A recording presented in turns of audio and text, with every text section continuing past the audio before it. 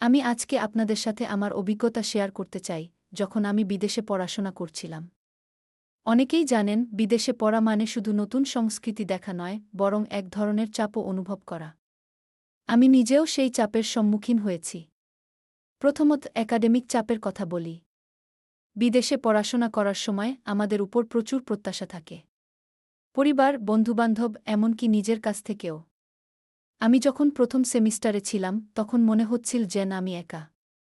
ক্লাসের কাজ, প্রজেক্ট এবং পরীক্ষার চাপ সবকিছু একসাথে সামলানো কঠিন ছিল।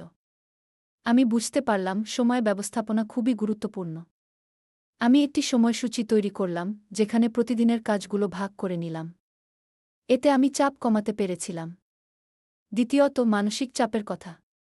বিদেশে এসে অনেক সময় একাকিত্ব অনুভব হয়।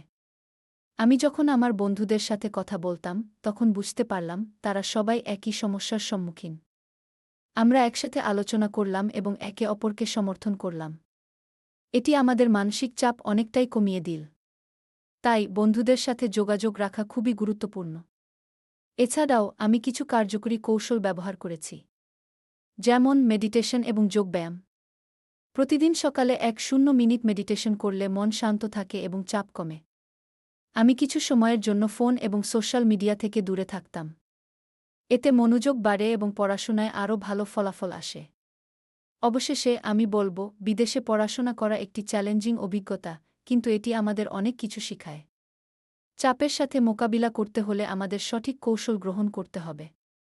একে অপরকে সমর্থন করা, সময় ব্যবস্থাপনা করা এবং মানসিক স্বাস্থ্যকে গুরুত্ব দেওয়া, এগুলোই আমাদের সফলতার চাবিকাঠি। আপনারা যদি এই অভিজ্ঞতা থেকে কিছু শিখতে পারেন, তাহলে আমার প্রচেষ্টা সার্থক হবে।